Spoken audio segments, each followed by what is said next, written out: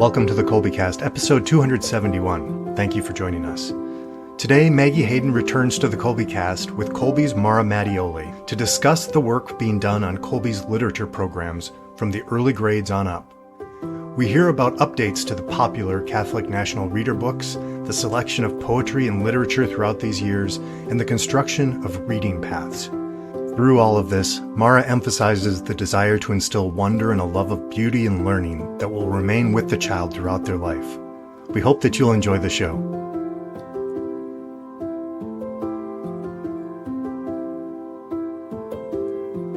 Hi there, I'm Bonnie, Kolbe homeschooling mom of 4 lads and lasses, liturgical musician, popcorn, and podcast fanatic. And this is Stephen, homeschooling father of 5 and director of development for Kolbe Academy. We have back with us Maggie Hayden. She's been with us several times. Definitely a friend of the Kolbecast. She's part of the team here. And for the first time, we're getting to meet Mara Matteoli. She's making her Kolbecast debut. Hi to you both. Hey, it's nice to be back, and I'm looking forward to this episode and having everyone else meet our wonderful Mara, who is really one of our brains behind all of our new curriculum materials. Oh, nice. Nice. Welcome, Mara, to the Kolbecast. Glad to have you. Thank you so much. Yeah, I'm looking forward to getting to talk about literature and reading and just some of my favorite things in the whole world. Good deal. This is another episode in our collaboration with the Curriculum Department. And the questions we're tackling today are, what roles do literacy and literature play in a classical education? That's pretty broad. We're going to work up to that. So, Maggie, anything to catch us up on? You always have a lot of things going on. What do you want to catch us up on since you last were with us? Yeah, well, in curriculum this summer, we just came out with, and I'm really excited about it, a couple of new course plans for reading and reading for first grade, which is actually reading and literature for second grade, with some new wonderful resources for our families. It starts with the CNR books, but we've also added some literature books in and guides. And so that has been our big thing. We just got that completed and over to be printed, and it's really fun to see it kind of come together. Nice. This is just amazing. You'll have so many things going on, and it's all coming together now. It's neat to see it. I know it's been a long time coming. A lot has gone into it. It's neat to see them coming one after another now. Mara, would you tell us a bit about yourself and your background and your Kolbe connection and all that sort of stuff? Yeah. So I was a homeschooler growing up. I was homeschooled almost all the way through K through 12. And then I went off to the University of Dallas, where several of my fellow Kolbe teachers also went. And I think that was really my first introduction to kind of the classical liberal education that Kolbe tries to do, because the curriculum that my mom kind of cobbled together or used at different points in time, I think that she had kind of that ideal of a classical education, but she herself didn't quite have the resources to be able to fully implement that for me.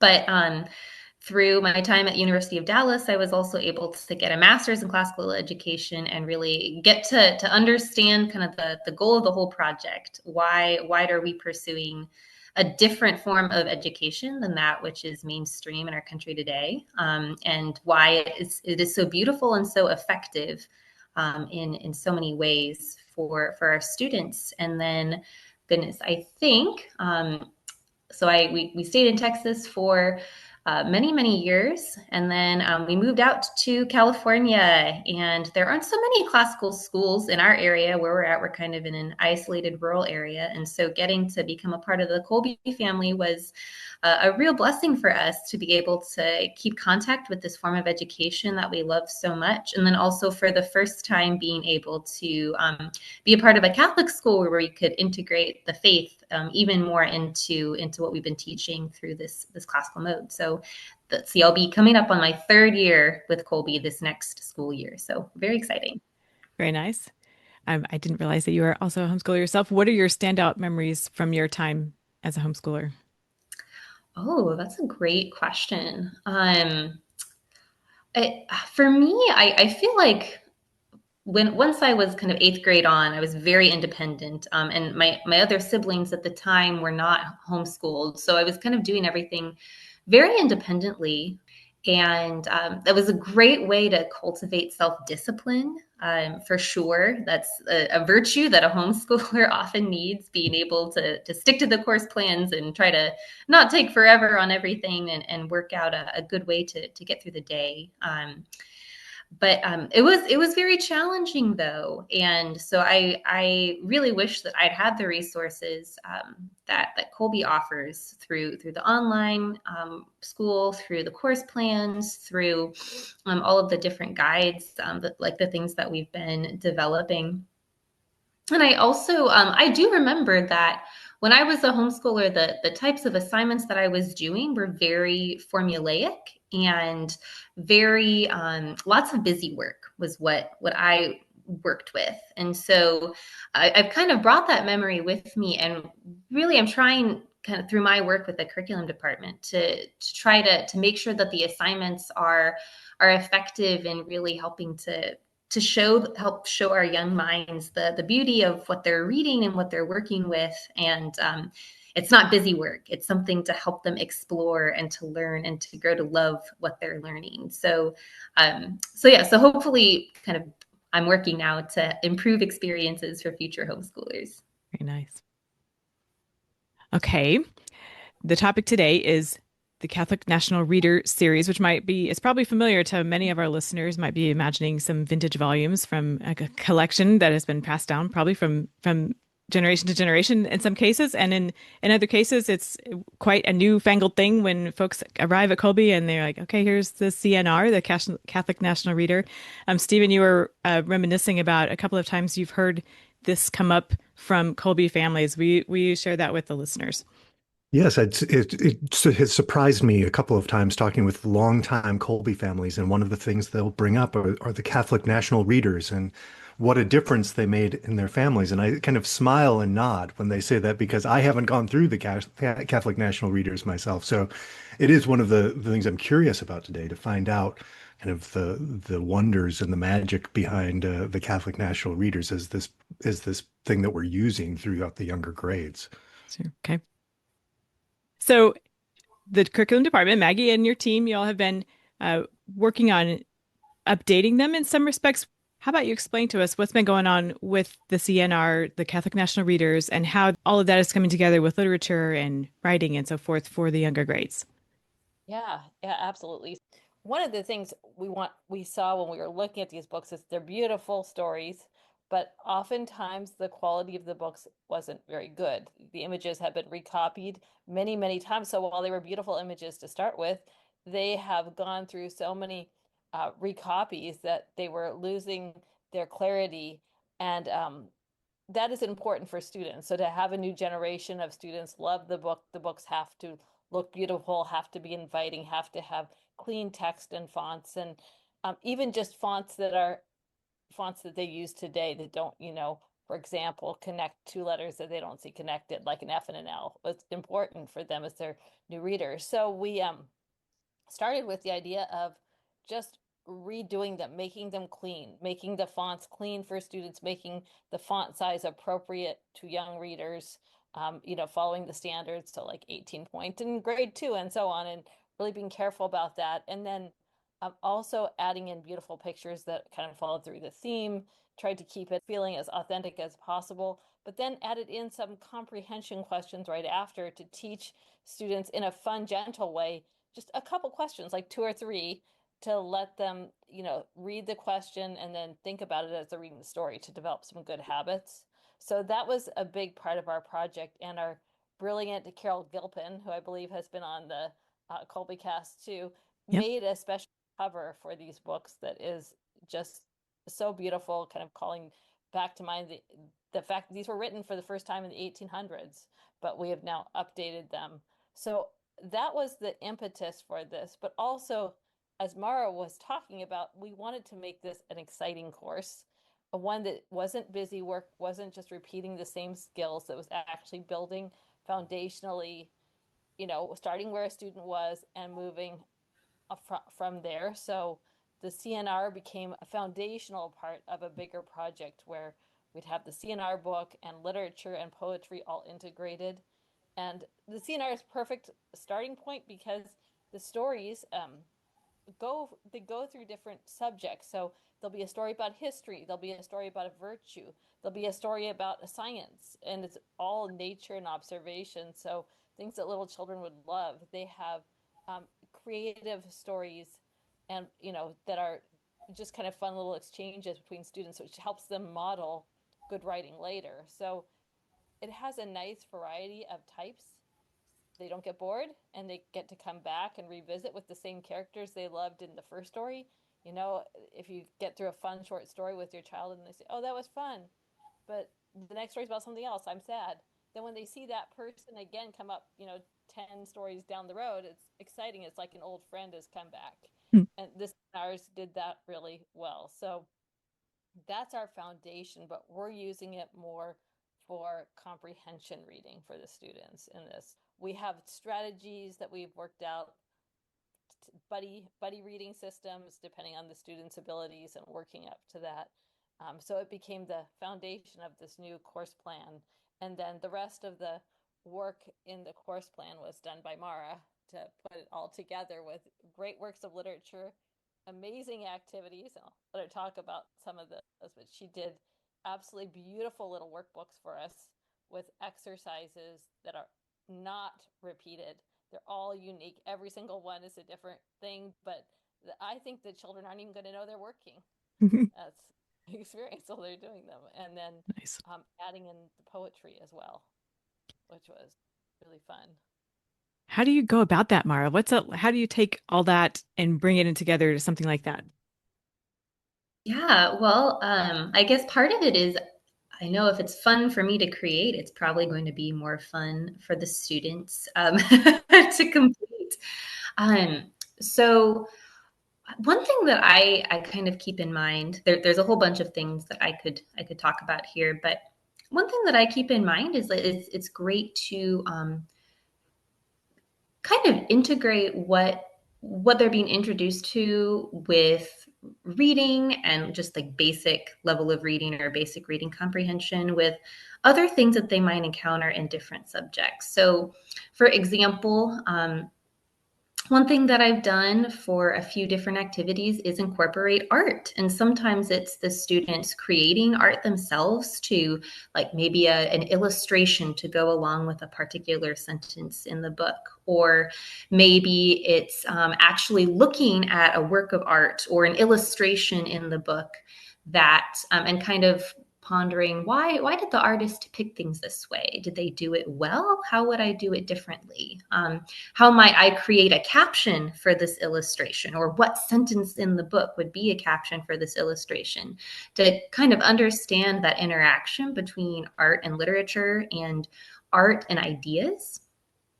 Another thing that sometimes we'll do is just that practice of interacting with the book. Maybe it's what's a sentence that will prove this idea? And what's great about that is it's kind of a practice for later on when they actually have to cite their books, but at a very basic level. And then they also can get that practice with the skill of copy work, practicing their penmanship, practicing finding specific information in the book, but at a level that they can reach and achieve at that young age where they can't even read the full book on their own yet, but they're able to find just a sentence or just a word to help them start to interact with the book more than they would have as a preschooler or a kindergartner. And so for me, I would say that the big thing is figuring out how to integrate reading and reading comprehension with these other areas of knowledge that they already have and that they need to continue building, so that they're engaging different areas of their brain, but also seeing that reading isn't an isolated thing. It helps them to enjoy all of these other things that they enjoy doing, all of these other skills even more. So these are like the earliest years. How far does this carry up? Is this like you have begun in the lower grades? Is the intention to go up into the upper elementary grades too? Or does that Yeah. eventually kind of dovetail into something else from there? Yeah, Mara has been working on actually our literature all the way up and the writing that goes with it, and even working in other areas like history or even some of our science assignments to help us kind of make, as she's saying, everything connect with fundamental ideas and have the students interact with the text in a way that is that will help them later on. So she'll be working on things all the way up through 8th grade. But right now the focus has been really going through 5th, and we're just kind of segueing into 6th and 7th right now, and that will be upcoming. But it's that same idea, just she's picking the things that are appropriate that you kind of build on at those points. And there's that idea of integration again that comes up. It's one of our favorite things to point out. I used a term that I am not familiar with, and that's reading paths. What's a reading path, and where do we go on such a path?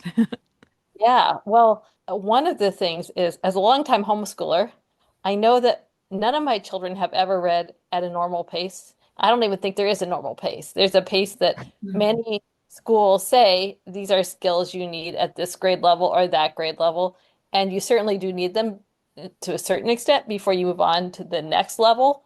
But that's what the technical art of reading, like learning your phonics. You can't begin to build words until you know letter sounds. That's kind of an obvious example of that. But we don't want students to be shorted because their technical skills are not as good with the rich literature and that same interaction with the world around them, right? They need that. And a child who is perhaps not reading as strongly as another child, so not maybe at the expected 2nd grade level in 2nd grade, should not therefore be told that they are a baby and needs to do the baby stuff, because they're not a baby. They're a 2nd grader with 2nd grade developmental skills in some areas. Whether some skills are behind or not, they're still understanding at a 2nd grade level. So it was a challenge when we were building this. It's like, what is appropriate? Do we expect our 2nd graders to read or not read? Well, if we don't expect them to read, do they have to do the preschool program? Is that the solution?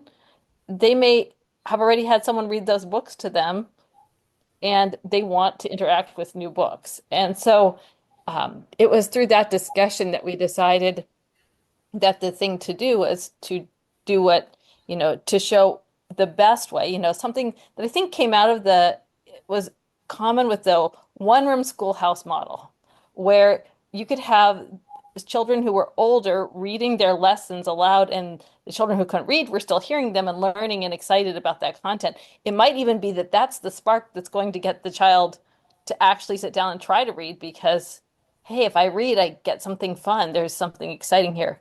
So it was that idea of trying to connect the kids to the literature that led us to decide that what we wanted to do was have a reading paths that would and techniques written into the course plans for parents to use, so that they could move the child from point A to point B while still not having any child suffer from a lack of good literature to work with, and the same writing skills that came in that allowed students to interact with the text work regardless of the child's ability with reading. Because if the parent reads, the child can still do those exercises because they're developmentally correct. So that was our motivation. And I gave Mara a huge list of books, and she wrote these wonderful exercises, including for poetry, which I'd love to have her talk a bit more about what she did with our poetry. But she just kind of put them all together and plotted out different paths depending on the reader's levels, which is, I think, going to be really helpful for our families, just to see where the child is, and they can start on that path, and you can easily switch it every quarter if your child is accelerating at a faster pace. So they can read more books, or you can read more books to them, whatever your child is, it will work with that level. That sounds amazing. Mara, say more about how you developed that. Yeah, so for the 1st and the 2nd grade course plans, I took Maggie's list of books, and for 1st grade, it's a little bit more like fairy tales and shorter stories for most of the year. And then kind of considered each of the books and how challenging it is as a text, whether it's better for a more emerging reader or a more advanced reader, and then kind of created, I think we created 4 different course plans kind of based on where the child was at. And so for some children, maybe they are what would be considered really behind in reading. That's not their strength. And so it might be that for almost the entire year, the parent is going to be reading these works of literature to them. And in which case, it doesn't quite matter so much whether the text is appropriate for an emerging reader. To be able to sound out the words and put the things together. It can be focused just on those ideas. Or if it's a child that isn't completely fluent yet, but is kind of knows the basic building blocks of phonics and seems to be on a trajectory of improvement by the end of the year, they can take turns. The parents can read the more challenging texts to the child. The child can read those easier texts with simpler diction. And then, of course, there might be the advanced child who's reading the whole year long and will get to texts that challenge that child more and more by the end of the year. But we also, I believe, we didn't quite do it with all of the course plans so that it was all the parents reading at the beginning of the year and then all the child reading at the end of the year. We varied it a little bit so that way the child wouldn't suffer from exhaustion if we're starting to get into some of those more challenging books for that child's level. So I think that it worked out really well. And some of the plans have more books, some have less books. It's really a great way to customize things for the child without, as Maggie said, babying it down for wherever the child is at. So that's it's really exciting. It's something that I wish that I'd had as a homeschooler. And so hopefully families find it helpful. Yeah. And particular activities that just stood out to me in that process. Mara, we had that boxcar children, which sometimes is closer to the beginning and sometimes at the end, depending on the type of reader we're dealing with. But she had activities for them like sketching out the boxcar or building a diorama. So different children's, strengths. Some of them really want to do hands-on. They can. Some of them want to just sketch a picture, but they have things to help them kind of really solidify the knowledge in the story regardless. So, if you're struggling, even if a child is kind of struggling through with the reading, I'm thinking about those children who can accidentally deceive their parents, not intentionally, but they're reading well. The parent thinks, oh, listen to them read that sentence. They did a great job. Good, now read this book. But they don't realize that the child, because there's no way except for in seeing what the child's doing, the child's struggling so much with the reading that though it sounds wonderful and fluent and great, if you say to the child, okay, now what did you read about? They'd be like, I don't know. I read the words. And they were still so focused on the words and not the content that they weren't able to kind of make that connection with the comprehension. Because of the way these are set up with the exercises always at the beginning of the books, Mara has an exercise to check that comprehension in a fun way. So if you said to your child, oh, you just read the story beautifully, but now I'm asking you to describe this and you have no clue, that's a sign maybe then the parent should just reread that chapter to the child because they can do both parts, but they're not yet putting them together. So I think that's another really fun element here is there's so much beginning comprehension work in a fun way, not just question and answer, but activities so that a parent can just see and like, oh, okay, well, that's really good that you read that. Now I'm going to read it again. So now you can do the activity and then we're going to work on that. And you'll see those two bits come together as the child does more of it. So that's another really lovely part of the assignments that are there in that course. I'm kind of curious if there's some favorite moments here. I mean, it sounds like there's a huge treasure trove of poems and stories and things, but were there some favorites that you put in there? Your favorite parts of the work, maybe, Mara? Oh, that's a great question.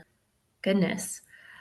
Well, thinking over all of the books that we put in there, um, I am a big fan of Winnie the Pooh, which we put in the second grade course, and it is a challenging book. It had been a while since I'd gone through and reread it myself, and it is so whimsical, but there's so much challenge in that Yes. whimsy. But but I think it's fantastic though because of that, because it is so funny and charming that I think it kind of pulls the kids up to the Yeah. level of where the language is at. Because yes, the nonsensical language, the puns and Mhm. sense of humor that the author has, they're challenging to comprehend. But I was just reading earlier how C.S. Lewis talks about how, a book that is not good enough for a child to reread when he's an adult is probably not worth reading at all as a child. And I think Winnie the Pooh kind of meets that test. Yes. It's so delightful for an adult to reread, but even if the children aren't getting everything out of that, they're still kind of being pulled up to its Yeah. level. So that's a very fun one. It's one of the more challenging ones, but I think it's delightful. Well, that's going to score points with me because when Maggie and I were dating before we were married, we went through and I would read all of the Winnie the Pooh stories to her in some of our time together, and they were fantastic. And there's like you say, they're just wonderful. And at times, you're even as a college student at this point, I'm close to move to tears, or I'm laughing hysterically because of what's going on. So, Mhm. well, great. You've got me sold. I'm sold on this already. Maggie mentioned something about poetry, Mara. So talk to us about the poetry piece and what we have to look forward to there. Yeah, so we wanted to integrate the poetry. First off, as a kind of a shorter, more bite-sized chunk of helping the students to encounter beauty, um, besides just their encounter with beauty in the novels that they read. And then also, it's a great way to practice memorization, which is so important to classical education historically, and also to Ignatian education, which is a pillar of Kolbe as well. And so, what we wanted to do was figure out how not just to have the poems be for rote memorization, although that is part of what we built out in the course plan, is kind of an approach to memorizing these short little poems that the first and second graders will be working with, but also how to think about the subject matter of the poem in a different way. And so each quarter, we only have the students do one or two poems for memorization and for consideration, but we have a variety of activities to go with each poem. So, for example, there's always going to be some famous works of art that we suggest the students take a look at and think about the way that the painting makes them feel and how does it maybe match the idea or the images that are in the poem they're studying. Maybe they'll look at multiple works of art and kind of think, which one seems to match the mood of our poem best? They might do some sort of basic crafts, nothing too crazy, but just something kind of more hands-on for that hands-on child to be able to interact with the truth and beauty of the poem in a new way. And also some consideration of maybe how the poem can help us connect with our faith. What does our faith teach us that maybe relates to the strength of the eagle, or Emily Dickinson's thoughts about heaven in I Never Saw More? What does our faith have to teach us about these different poets' ideas? And it's another way of that integration, showing that, oh, these basic ideas, we can think about them in different ways, through theology, through philosophy, through the poem, through art. And then, of course, we also want to help them interact with the poem as a poem. And so we do have some basic beginner activities on the rhyme scheme or on the length of the poem. How does a poem work? How is it different from normal writing? So each quarter, the student will interact with one or two poems in a variety of ways, and then ultimately memorize that poem. And these poems aren't too long. They get more challenging as the year progresses, but nothing that is too overwhelming, something that's the perfect level for the students, and will allow them to just really enjoy it rather than for it to become a drudgery, which is our goal. I forget a bit about poetry. I guess I don't read enough poetry other than kind of, some of the Psalms these days. But as you're talking, it's just making me think of kind of the more musical nature based on the rhythm, speaking them out loud, and then the imagery. And then as you're connecting, boy, that just sounds lovely to bring those things and make sure that's part of the again that growth of wonder and opening the minds in a different way than just prose or you know I love it. I love it. And we are working on an upcoming episode on poetry. We'll have more to say about poetry. Definitely. One of the reasons is we want to make sure that all of our students are building up properly to reading those great epics of the Western canon when they get to high school, so the Iliad, the Odyssey, the Aeneid, Dante, Virgil, all of these people that are so foundational in our high school program, to be able to read that style of work well, you have to expose the students at a young age to poetry, to, varied literature, to explore the themes. And so really everything we're doing now in these lower grades is build up with that as our kind of end. We feel like the high school is very strong there, and we're just wanting to do what we can to prepare the students to be excited and ready to interact with those texts when they get there. So. Yeah, you've been consistent completely across the board from how Mara started out with telling about that sense of wonder and drawing students in. I mean, from the like when you were talking about the quality of the print and the pictures, I was thinking, yeah, when I used to get like science books on science from Amazon, and you get one that was a beautiful old text that's beautifully put together and just gorgeous script and then you get one that was one of those reprint PDFs and you kind of like, okay, I guess I'll read this, but every time you look at the book, it's kind of a reminder of like, ugh, this is kind of ugly.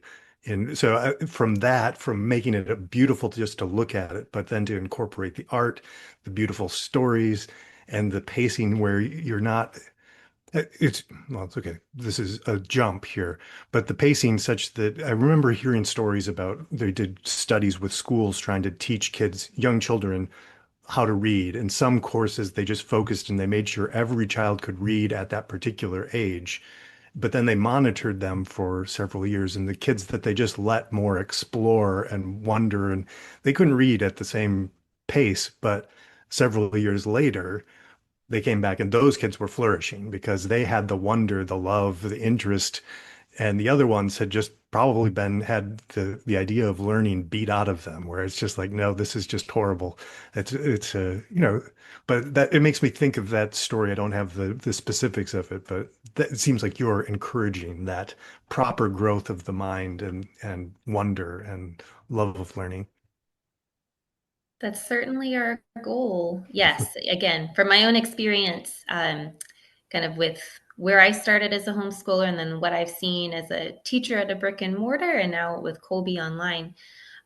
Yeah, just really showing the students that, learning is not something that you do just so you can get a job someday. It's something so that your life is something beautiful and something that you enjoy and you're able to engage fully in what it means to be a child created by God who has been given the run of this beautiful earth.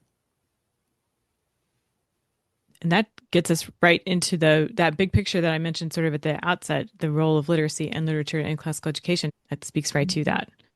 Yep. If there's more to say there, isn't there, Maggie? Say more about that. Yeah. Yeah. Well, it really is that, literature is not a school subject. That's foundationally, it's not a school subject. It's not a school subjects as we think of them today are those things that get you closer to that job. That's how people do it. Um, I don't, I would be very sad to have people viewing our literature as a school subject. It's a life subject.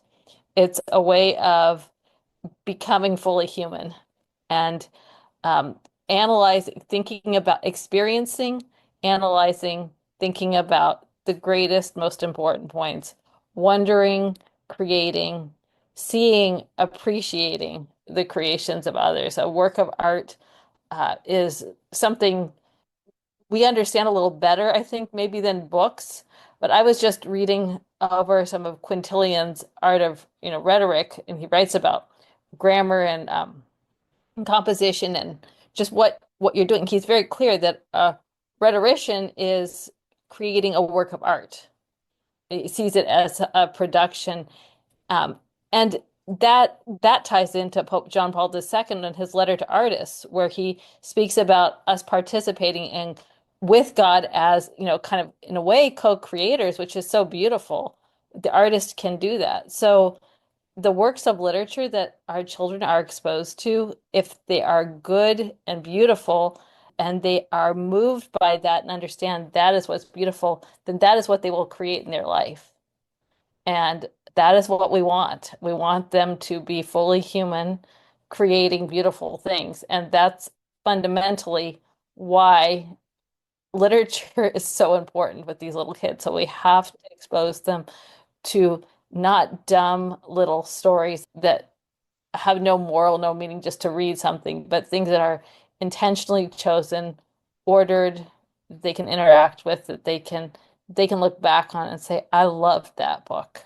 I remember that book, like going back to the Winnie the Pooh as to an old friend. One of my children was reading it recently, and it brought me so much joy because I can go back to that and still love it, and even now get things out of it, and um, use that as inspiration for things that we do. So I think that is really kind of fundamentally why we need to have a focus on literacy and literature, and families should be building up their library in their house with the books that, and the books we have are wonderful, and that'd be a starting point. There are many others. You can get book lists out there. We have a recommended reading list with a tremendous number of other books. So there are many lists out there for students to use to build up that library. But the two things you need are the books and then the knowledge of how to interact with them. And so we're hoping to put that we brought those two together in a way that will really help families do that. Yeah, as you're laying that out, Maggie, it's just reminding me. I've experienced families where they don't really have books in their house, So like after high school, basically the reading of literature for enjoyment and pleasure is just gone. And I think like in our house, we've got books all over the place, and and how much that means to me, how sad it would be if that switch had been turned off at some point, and at the age of 18, I basically stopped experiencing the beauty of literature and history and just wonder art. If that was turned off, so much of my life would just be gray and dull. And so I can see just the intentionality of building up this hunger for more. It makes me think of that point where you were saying that some of the characters, the children are sad when it's like, but I loved that story. And that was my experience as a young child. When I'd get a book that I'd love, I would cry at the end of the book because it's like my friends I don't have a way of seeing them anymore. I just immersing yourself like that. So I think that's important to have that where they're so alive in your imagination and such a part of your life that they're like friends in this expanding world that you otherwise wouldn't have. Beautiful. As we were preparing this episode to record this episode today, some of the thoughts you conveyed to us about this included discussing why timeless stories are key to fostering virtue and wisdom. Many of the comments you've made kind of speak to that. Is there more to say on that particular point, though? Goodness, we could have a whole podcast episode on that. But maybe just one thing that I would say is that by giving children the heroes in these stories, and they might not always be Prince Charming, picture perfect fairy tale heroes. They definitely undergo some growth, but by giving them these good role models, that gives them something to aspire to. And I still feel that way when I read about a fictional character that I think, wow, I wish that I had this virtue or that quality that this person has. And I feel inspired to improve myself in that way. And the earlier you can do that with children while they're still innocent and their habits are still being formed, the more likely we are to be able to make an impact on the trajectory of their lives. And in a way that's not heavy-handed, which is the great thing about literature and the stories that we have in our courses. I remember a lot of the stories I loved as a child coming through in play. So I'd hear about them in these stories, but then it was kind of like, okay, I'm going to be this person. I'm going to go out into the woods and do these things, or with something like the Boxcar Children, maybe I'm going to set up a little like fort in my backyard and pretend like I'm living back here, or do those different things. So I think even when you have those characters who are good and give you an example of a virtuous person, it's even practiced just in play if those stories can grab the hearts and the imaginations of the children. Mm-hmm. Yep. Yeah. And that is fundamentally also Ignatian, which is something that Mara was referencing here. St. Ignatius was very explicit that you want to teach young children about virtue, specifically because that's a time where they're moldable. So he wanted them exposed to those stories early. So in doing that, giving them that, we're both giving them the experience so they don't have to live the mistakes and they can learn from from what has happened. A good story is a true story, so it conforms to reality. And that's one of the things that makes it so beautiful. So the stories give real lessons without the pain of going through the same things that they might that those characters have, but also it gives you then not just that kind of that shared experience that you shared with the character, but the role model. So both things are incredibly important towards gaining the experience you need to be wise, because wisdom requires experience. And Aristotle said you had to be like 60 or something, and I just thought that's ridiculous. Well, okay, I could be 60 in book years. A lot, if you read a lot, you'll have that wider experience. So the wonder will encourage the students to read a lot and read more. They read one book they love, and you can say, oh, and then there's this book and this book, and they'll suddenly find 3 or 4 other authors that they like, and that gives them just a wealth of knowledge that they'll be able to use in their life, as well as characters who are virtuous to model their life after, as they're saying. So it is really, really important in that way. And it's a wonderful thing to share together. Yeah. The experience. Mm-hmm. Yeah. Yeah. Yes. Okay. This has been a great conversation. Our show notes are going to have some links to Kolbe Cast episodes relevant to what we have talked about during the course of our conversation. We'll also have links to the Kolbe bookstore, where you can peruse the offerings that we've been discussing, among other links that we will include. Lots of goodies in the show notes, so please head there. This has been delightful to hear about all this. It sounds very enticing and enjoyable, and it also has illuminated ways that it's very practical and doable at the same time. It inspires wonder, it's very enjoyable, and it's practical. Maggie, it's always good to see you. Mara, it's been such a pleasure meeting you and visiting with you. I hope it is the first of many conversations with you here. And we thank you both for coming today. Thank you. Thank you so much. Subscribe to the Kolbe Cast on your favorite podcast app so that you don't miss an episode. And let us know how we're doing by leaving a rating or a review. And as always, feel free to email us at podcast@kolbe.org. Mary, our Mother, pray for us. St. Maximilian Kolbe, St. Ignatius of Loyola, holy saints and angels, pray for us. Ad maiorem Dei gloriam.